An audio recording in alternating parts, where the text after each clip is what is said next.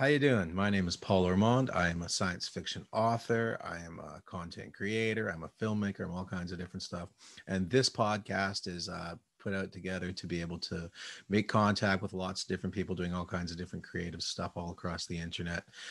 It's been kind of an interesting journey for me and the things that I've been working on. Currently, I have a 5-book science fiction series out called Mitch Mythic. It's available on Amazon. You can get the first book as an audio book, in paperback, and as an ebook. We got the second audiobook is coming out soon. I'm going to be I put that together with a good friend of mine named Jimmy Baldwin, and we're going to be doing an interview with him later on. And that, which is kind of exciting and a lot of fun. He's a great guy. But to kick this series off, I'm going to be talking to an author named Joshua Gillingham. He lives here in Nanaimo, BC, and he's the author of a book called The GateWatch. The first book is out right now. It's available on Amazon. I'll have the links for that below. And he says there's a trilogy coming out. He's got 2 more books in the works on that. He's also designed board games and does all kinds of different things. So I'm looking forward to having a conversation with him. And there's lots of what we will be doing here is we're going to talk about a whole bunch of different things about the process, about self-marketing, and all the different intricate things that go along with the creative process, which has become really, really strange and convoluted. But at the same time, we have all these wonderful tools available for us to go and work on, especially with what I'm doing right now, looking at, just being able to put together, what we're talking with a TV show or whatever it is you're doing, if you're making podcasts, etc. So I find it really cool and really exciting. So I'm going to jump right into it with Josh, and we'll see you on the other side. All right, and we're live with Joshua Gillingham. How you doing, big guy? I am glad to be here. Thanks for having me on. That's right. I mean, this is kind of, like I said before, it's sort of the inaugural kind of kickoff thing. So you should feel honored that I picked you of all people. I'm so honored. Number one, Yeah. breaking the ice. Yeah, there we go. Well, and like I said before, we started off with a bit of a kind of a good an introduction of like over a year ago, and now so it's really great that we're connecting right now again, right? So it's like, let's tell me about, like, you're a writer, you're a game designer, you're a jack of all trades, you're into all kinds of stuff. Tell me maybe we want to start with start with the GateWatch, which is the fantasy. Is it a trilogy, or is it where are we at now? It is a trilogy, and in fact, yeah, I'm actually just wrapping up the 3rd book right now, so I'm super excited. But yeah, so I got a lot of energy. I drink a lot of coffee. I do a lot. You're the same way. You do a lot of things too, right? Games and books. But no, the GateWatch is book 1 of my fantasy trilogy, which is inspired by the Norse myths and the Icelandic sagas. And a lot of people know about, like, Thor and Odin from maybe the Marvel movies. Like, Norse mythology is pretty well known, but the cool thing about those stories is, there's actually stories of the people too who sort of believe those myths, and the Icelandic saga sort of capture a lot of those. So it's got a very good Viking aesthetic, if you like sort of that northern gritty sort of thing. They're going to the mountains, they're fighting trolls. Lots of inspiration from the Rocky Mountains here in Canada. Lots of inspiration from my trip back to Norway in it was like 2015. So yeah, a nice little mix of, like, sort of northern Canadian, Scandinavian influences, and very Hobbit-esque. If you are into The Hobbit and you're itching for another read, then lots of reviewers have said it's got some Hobbit vibes to it. So yeah. And so where did you, and the whole Norse thing, this is pretty prominent in your work. And so where did we, yeah. I mean, it's there. I mean, it's probably, I'm not gonna probably a lot to unpack there, but I'll let you defend yourself. But tell me a little bit where the Norse thing of all things kind of came about. You know what? I asked myself the same question, like, why Vikings? Why this sort of, like, fixation? But part of it's a family thing. I mean, my dad's side of the family is all from, like, Norway and Sweden and sort of like Ireland, Scotland area. And if you know Viking history, the Vikings are super influential in Scotland and in Ireland. Like, Dublin itself was originally a Viking port city and sort of grew, and now it's the capital of Ireland, right? So lots of sort of Scandinavian roots in that side. So part of it was sort of digging into that history, and part of it was just, like, I don't know, like a fascination. I think anybody who gets into myths, it's always like, it just feels a little bit weird, right? It's like, why am I so obsessed with these stories about gods and goddesses and, giants and monsters? But there's a great quote. I think Neil Gaiman said it, or he was quoting somebody who said it. But anyways, he said something like, myths are stories about things that never were, and the way things have always been. And I'm like, oh, I really like that. So yeah, it's sort of like they tap into something a little bit deeper, I think, of the human experience. And have not got tired of exploring them in however many years, 10 years now. I'm going on writing books and designing games in that sort of realm. So no, it's nice, but it is nice to sort of also have the freedom to create my own world. And so in the GateWatch, I was able to take a lot of the elements that I like from Norse myths. It's got some fantasy elements and sort of weave those together. And then, so like, you know, I think this is one of the things that as the further you get into any kind of creative process, no matter what, you're going to run into these archetypes, right? Like, 100%. I think that this is the thing is, then there's a reason why they're always there, is that those things exist within our psyches. And like, that's why there's a connection. That's why these things, that's why you can take like an old Norse saga and drop it in front of like some people in the Philippines. And they're like, they get it. You know what I mean? They're like, and they can see these, okay, this is, of course that would happen next. And even like you think that it would be, but those things exist across all cultures, right? So it's totally. Like, well, and there's this weird thing with the Norse myths in particular, is that like the Vikings didn't write stuff down. People are always like, oh, but they had runes. It's like, yeah, okay. They like carved runes into like stones on the road to be like, this way to this guy's farm, or like, you know, my brother died in this battle. Like that, they didn't like record their stories. So it's interesting about the Norse myths. They were actually recorded primarily and first by an Icelandic chieftain, but Iceland had been Christian for like at least 200 years by then, called Snorri Sturluson. So everything that you read historically about the Norse myths is seen kind of through a Christian lens. And it's funny you bring up the connections between the myths, because a lot of people who study Norse mythology originally thought maybe, you know, a lot of it had been sort of like tweaked and changed because there's like a big flood event. And if you're familiar with biblical studies, they're like, the flood is a big deal, right? With Noah. In the Norse myths, you have this flood at the creation of the world, right? When Ymir the giant is slain and his blood sort of floods the world, and the gods make the earth out of his sort of body. And then you've got characters like Beowulf in the Norse myths, who's this, you know, almost like Christ figure who sort of like is pure and then dies. And then that kind of, you know, triggers the end times, where it's like there's a connection to the Christian narrative. But the scholarship's kind of changed to more what you're saying, and is that like, you know, it doesn't mean just because these events happen in the myths that, you know, Christians sort of inserted them. They may have sort of put their own perspective on it, but it could just be that those are sort of, like I said, kind of like archetypal events or characters or happenings that kind of just resonate with like the human experience, right? So absolutely. And the thing is, these things are burned. This is how we survived, was like with these kinds of stories. Like, these are the things that like, and there's so many elements. And like, I mean, I come from it from a different, I mean, I'm not particularly obsessed with a sect as well, but there's no way that you can venture into this creative path without having a basic understanding of the hero's journey. Which I would also argue against that, even that name, and call it the fool's journey, because it's like, because that means like they have this idea of this hero with this thing, but you can look around on the street and you'll see something. The legend of Beauty and the Beast is happening on the street corner right now. You know, these things play out all around us, and it's about recognizing where you are on that particular journey. And I think that's the thing about it. So I think what it does in so many ways is the people reading your story and enjoying it can recognize where they are, you know, because I think if we're all just like, storytelling in itself, it's like, there's a reason songs work the way that they do. There's the reason story, there's beats, there's things. Okay, then we have the people would expect these kinds of things, right? So it's kind of like, and I think that you can see why. I think we can really see the attraction toward the Norse mythology and a lot of that kind of stuff, because those, and like when you talk about like that pantheon of gods too, right? Like that pantheon exists for us right now. Like, what are Megan and Harry to us? And besides that, you know, like that's happening as we speak, right? And we fill that in no matter where we are. That speaks to us and exists all around us, right? So I think it's really interesting. And I think I apply to all the work that I do as well. So that's cool. I like that idea of the celebrity pantheon, right? Yeah, it's like, who is Kim Kardashian and who is Donald Trump? And that's right. This is this whole thing. I like that. That'll be. It's almost like a. Yeah, go ahead, sir. It's almost like American Gods, right? The kind of sort of, but a slightly different take. Yeah, who knows? Next book. Yeah. Yeah, well, it's there. I mean, the thing about it's like we're living it. Like, it's like the idea that these creative things are somehow like that. I think there's been this sort of, I think you can all blame it on the age of reason or the age of enlightenment. It's all their fault. You know what I mean? Yeah. Like, we're actually doing pretty good with our anthropomorphic world and all that kind of stuff too, right? Yeah. So if I say that word correctly. But yeah, no, it's been and then that kind of, so this whole like the Norse thing and the writing, what came first? Was it the books or was it the game design? Where did you come into it from there? That's a good question. Definitely first the books. I mean, I always had the sense that I kind of wanted to write books. I was just never like organized or motivated enough to kind of get it together. But sort of partway through my 20s, I kind of figured myself out and really got down in business and wrote this book. And to be honest, like I didn't even really think about publishing in the, as I was writing it at the beginning, it was just sort of this project I felt I had to do.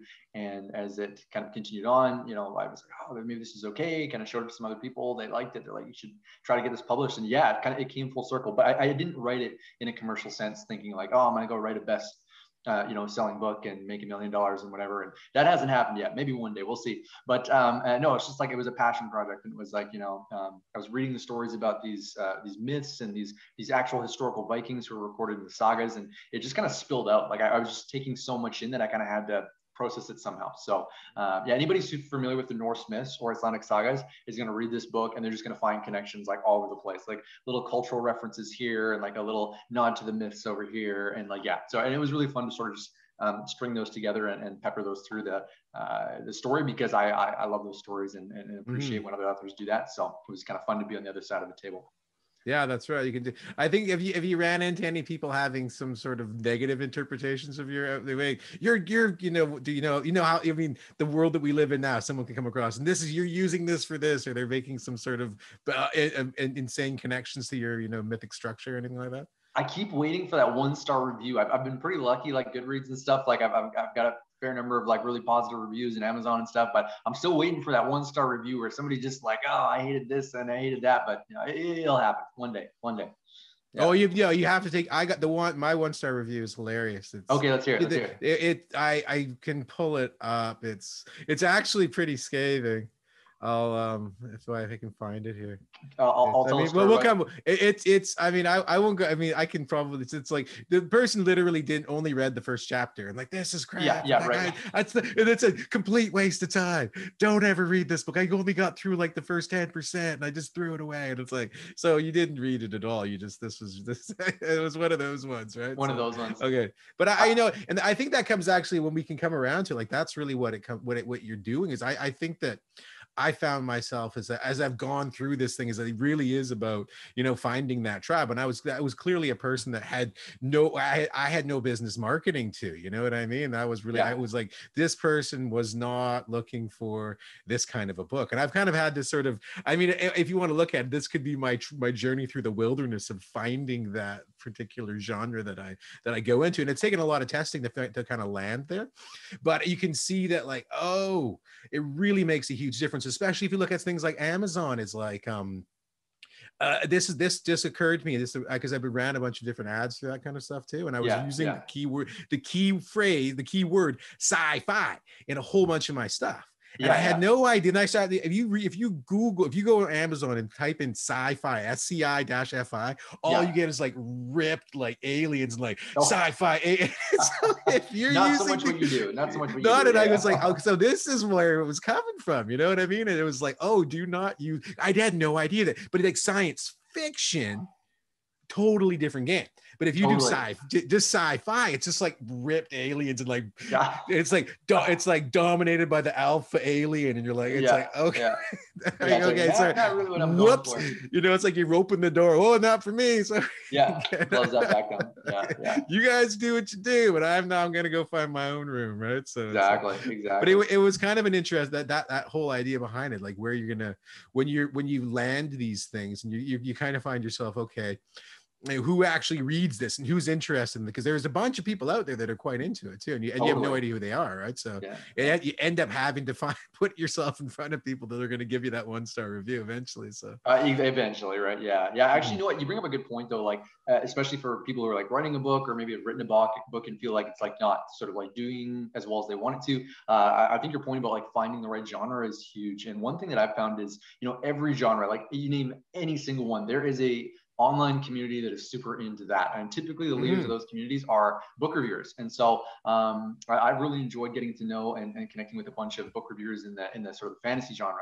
And it's great because they're super psyched about fantasy books, and I obviously love fantasy because I'm writing it, and it's cool to sort of like just listen to them and kind of see what they're talking about and what books are sort of exciting them and which ones they're looking forward to, and that kind of helps you figure out, it's like, okay, this community of people is maybe they're talking about this book that's maybe a little bit similar to mine, or this group of people really likes, let's say, the Norse myths, and so maybe they might be interested in just like finding those little avenues. I think is really important, like finding your right audience, because you're right, you put it in front of, there's somebody in the world, no matter how great your book is, if you put it in front of them, they're going to give it a 1-star, right? Absolutely, I think, absolutely.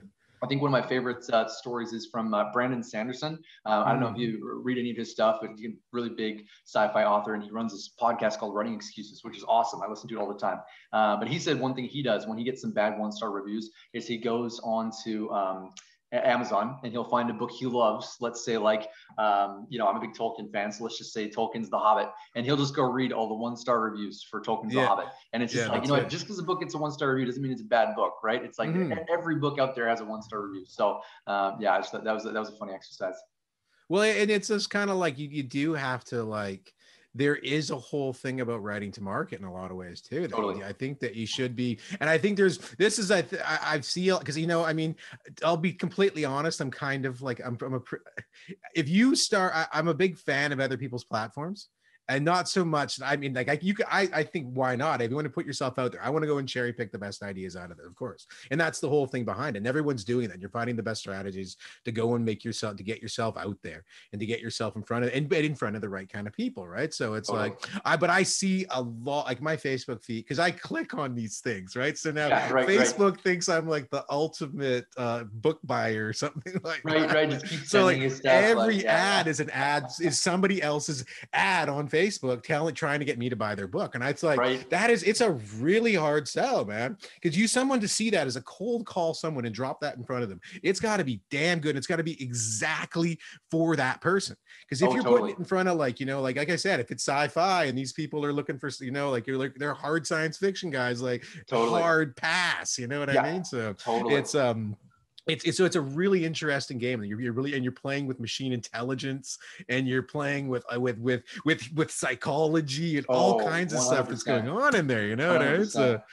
So it's been like, I find myself absolutely fascinated with it, with the whole process of, because it's like, you can create this product, but you cannot make them buy it. You know what I mean? No, that's it. Well, and you talk about author platform too, and I think a lot of authors out there are kind of just looking for like the magic formula of like, you do this and this and this and your book sells. But I think that like the cool thing about it is that's not how it works, right? It's like this interesting like chemical mix of like your personality and then like the style of your book and then just like the state of the market. And if you can kind of like find the right, niche sort of crowd, and your kind of book's in the right place, and your personality is like, maybe you're outgoing, maybe you're shy, it doesn't matter, but if you kind of get those three working together, you can kind of get that spark, right? And things kind of, I think that's when things kind of take off and ignite, but it's tough to find it. It's not gonna look the same for everybody, right? Like, the way I do things, the way you do things might not work for somebody else. And so there's always a bit of that exploration, but I totally hear you on learning from the pros, because especially with those ads and those book pitch videos, like they're just right on it, right? And they're using, like you said, psychology, they're using sociology, they're using even like, an understanding of how the technology itself works, right? Whether it's absolutely Facebook or Amazon. Yeah. And it's in that how important things like social proof are.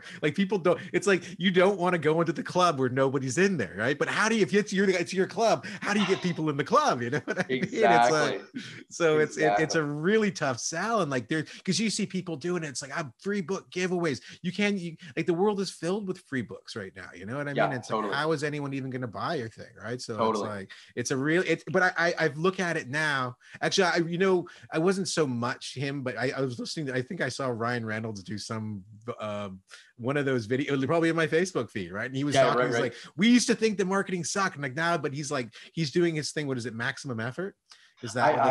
I'm not sure. I don't keep up with him too much, but Well, what I'm saying is yeah, I think that the name that he's got is this sort of like marketing agency that does that grew out of the whole Deadpool thing, because they had to do he had to convince giant studios to go and like do this. Like this, no, you need like, and it was a lot of stuff that he went into, and he's like, well, he had people come along and you like, consultants to like, if you want to get him to do this, you're gonna have to build your pitch in this kind of a way, and then like, but then it spawned this whole kind of like marketing thing, and they made a company out of it, right? So it's like, okay, so you really have to look at it as the whole thing as your art form, like it's not just about sitting in a dark room and like, then he said, then he pulled out his sword and cut his head off, like that's only one small portion of it, right? So yeah, and I mean that's another question too, right? Like especially if you're going to go indie and you're going to go self-pub, it's I mean it's totally viable these days, and there's a huge market for it. It's easier than ever probably to get your books to people, but you're up you're up against a lot of other authors who are trying to do the same thing. You're going to be spending a lot of your time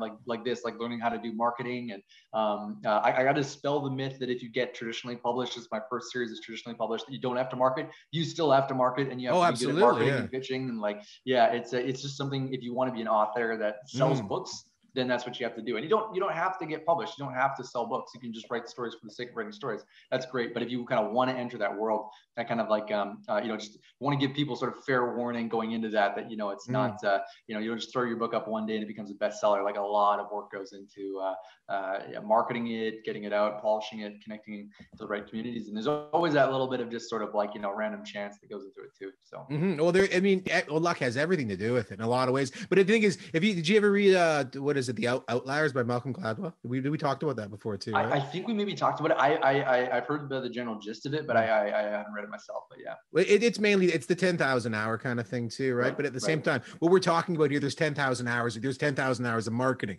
You need your 10,000 hours of writing. You have to have all of these like columns stacked up. But at the same time, it's like right now you're already standing on the shoulders of these giants, and you have these amazing platforms to go and use. Well, know what really I've actually had. The biggest struggle for me has been what you're going up against, people with big giant budgets, and those people with big giant budgets can buy great art. You know what I mean? And that's the worst thing about this whole thing, is that it's not the cover sells your book. Like that's the worst part about it, right? So it's like, but at the same time, now that you've got all these great and amazing tools out there, like a lot of people are just like grabbing whatever and throwing it out, and it's like, but at the same time, it's like I've spent a lot of money on art. And I don't really want to do it anymore.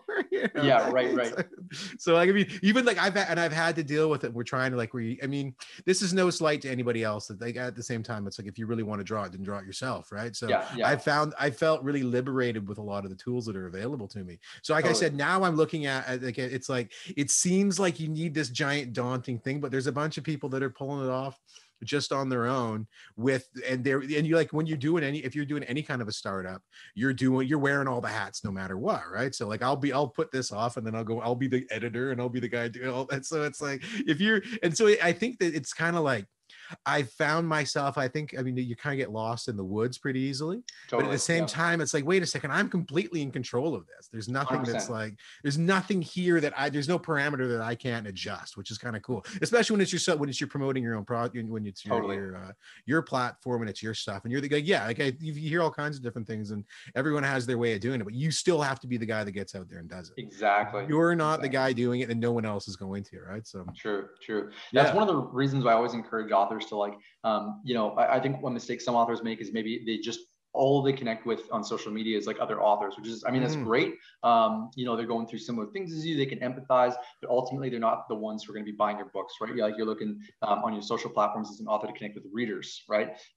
Because readers are the ones who buy them. And sometimes there's authors who read too, but in general, that's it. However, having a good sort of community of authors around you is like, you can't put a price on it. Like, the encouragement you get, the advice you get, and oftentimes, like you talked about, authors spend so much time on marketing or book design or whatever, that a lot of authors will start up a little side gig to kind of fund their writing, right? So I know a few folks on Twitter who like got so into cover design. They're like, hey, I'm making these covers. These are amazing. One of them even animates covers, which is super cool. And they said, I've spent so much time doing this. I'm so good at it now. I could probably do it for other people. And their rates are usually super reasonable because they're kind of just doing this as a side thing, right? So I always encourage authors kind of like don't only connect with authors online, but do have your little sort of like, tribe of you know, folks in your genre who are kind of, you know, doing the same thing as you, trying to kind of break through some of those same barriers. And then you can kind of support each other a little bit and give each other advice and stuff like that, and invite each other on each other's podcasts. And yeah, you know, yeah, so, that's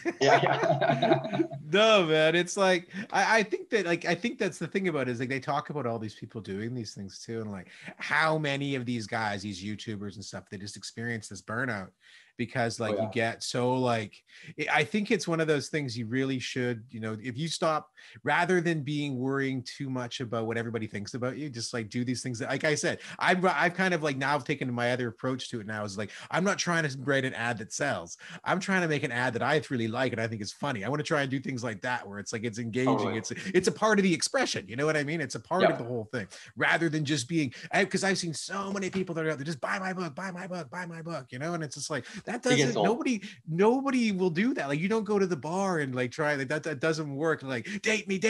You're not like that. The girls just don't want anything to do with you. You know what I mean? That's you got to be kind of, yeah. There's nothing of this desperate sort of buy me kind of thing. And then you got, because now what it is, like I said, I told you, we're talking about my Facebook feed, and it's just littered with these things, and they're just like, oh, buy now, you know? And it's like, nobody, it's kind of like, it's you're up against so much stuff. So if you're not gonna, I'd rather be, you know, enjoy the process and enjoy the art of it. And it's kind of like, there's a lot of really cool things to go around with that. So yeah, man. I mean, I think that, you know, we've been kind of been hanging around the whole thing, but it is sort of, I think it's so important right now in rather than just like trying to, I think it's just embrace what you're trying to do and embrace the whole aspect of it, because that's where it is. And we're, like I said, being able to do this and be able to have this kind of a conversation is kind of cool, right? So, I mean, I think we should probably drop the marketing thing, and then we can go and talk a bit. Let's go and talk about some of your favorite books, and talk about the things some of the stuff that you like, and the kind of the genres that you're interested in as far as being a reader, especially when we talked about just when. That's like, it's a decent segue, isn't it, to go from like, oh, what would you want to read? What have you read, and where are you? Smooth. Yeah, what sells me? I read all sorts of stuff, but I'm a super nerd, if you can't tell already. And like I said, very into Icelandic sagas, and we're having a bit of a good time right now with Beowulf. And if you're not familiar with Beowulf, anybody's listening, it's an Old English poem,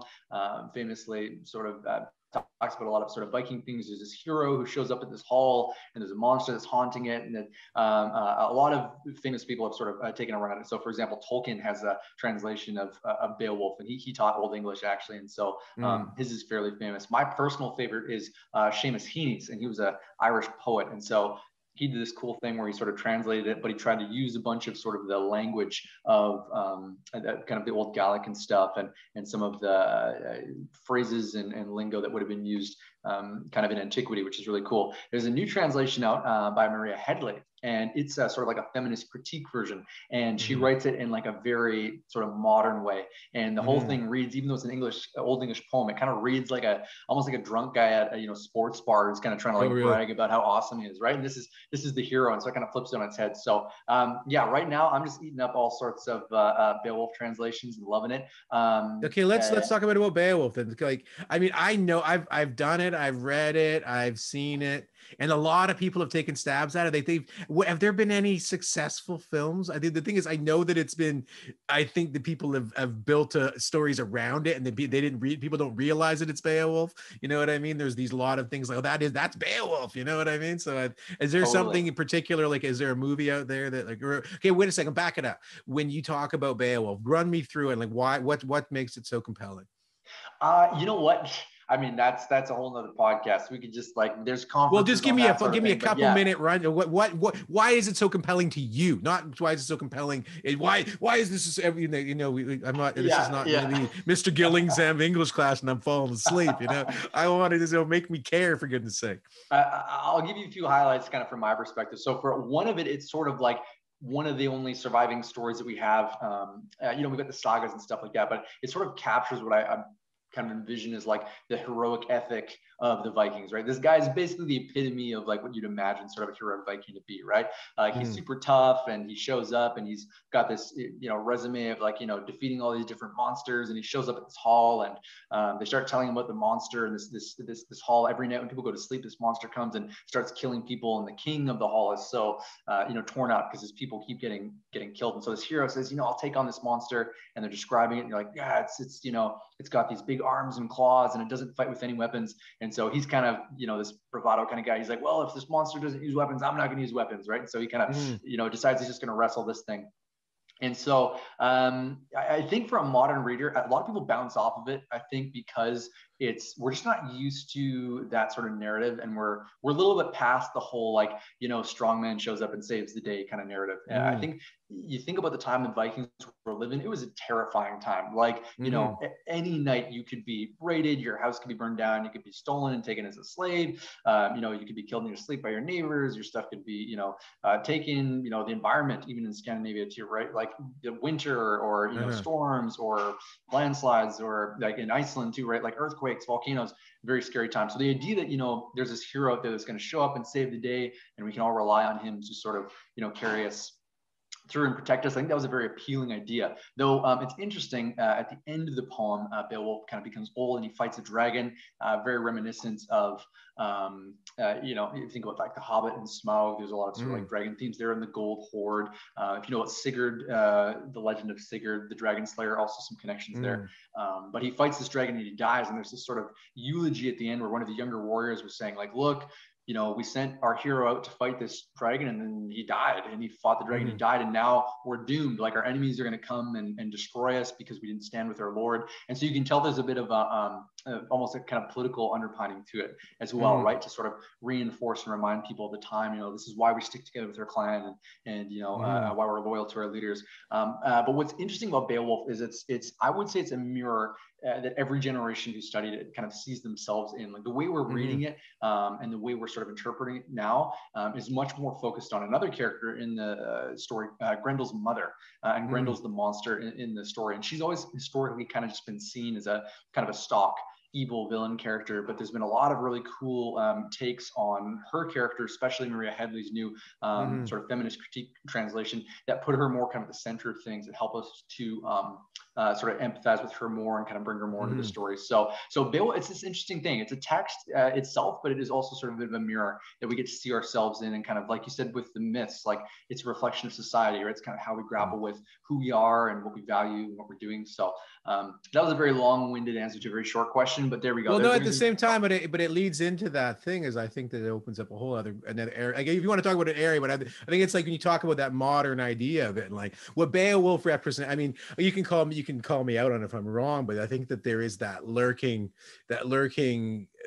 that terrifying lurking thing that's always going to be around us, no matter what. There's a Beowulf. Like, I mean, who is our where, and there. So I think it's one of those things that when it comes out in front of it, it's always there, and we're always kind of saying like. So I think that you can find your, like, I mean, if you're looking for your own thing, but there's always that sort of terrifying other out there that we have to, and it's about confronting that kind of stuff. I mean, you could look at it. I mean, you can make an argument that Trump is a wonderful Beowulf. I mean, that whole mob of that, and you would flip it the other way, and then they would look at the, like, I mean, if you're a QAnon follower, like your monsters are right there, you know what I mean? Those things are all around us, right? So yeah, and I think it's yep. Go ahead.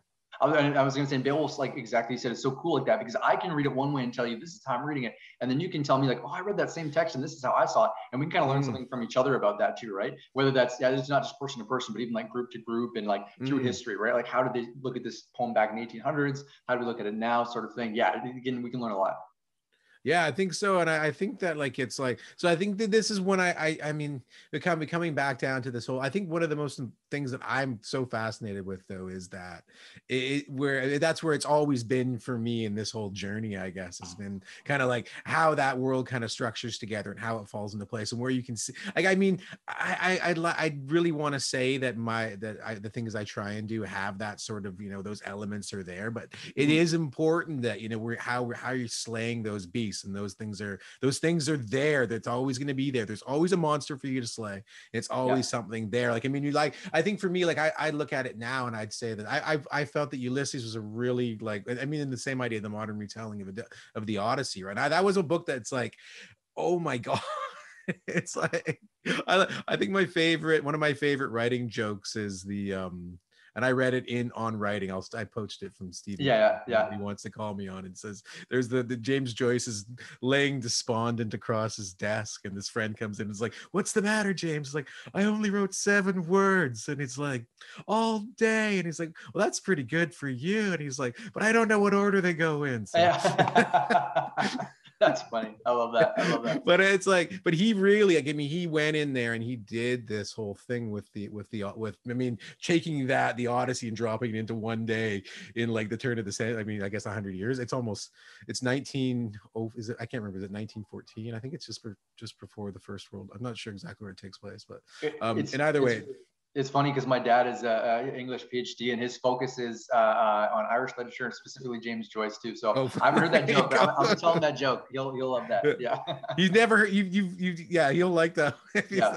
Like I said, it's not my joke, and I boosted it from it. But that's the good jokes anyways, right? So you can but no, I think that I mean, that's really the thing about a lot of this kind of stuff, is that you always have to, and I think it's really important too. And I found myself, I think as all of us right now, where we are in this kind of thing too, is like, it's important to find yourself somewhere along on this journey, right? So totally. It's been that kind of a thing. But anyway, I think, you know what, Josh, I think we like that's a heck of a good conversation there, man. I think we can, I mean, there's obviously, like you said, there's a whole bunch of stuff that we can go into. Maybe we can jump back into a few more things. You'll have to have me back sometime. We'll chat about the rest of it next time. Yeah. Well, yeah, we're just gonna have 4 hours on Beowulf, and then on chapter 17. Yeah, I know people who'd be so there for that conversation. But yeah, you're right. Most people probably not so much. Well, there would be one guy like, this is awesome. And the rest of them are like, I like sci-fi actually, and they're exactly. 1-star review. There we go. Yeah. And click. That's it, man. Okay, well, I'm gonna drop it off, and we'll be in touch very soon. All right. Awesome. Thanks for having me on. Appreciate that. Absolutely, man.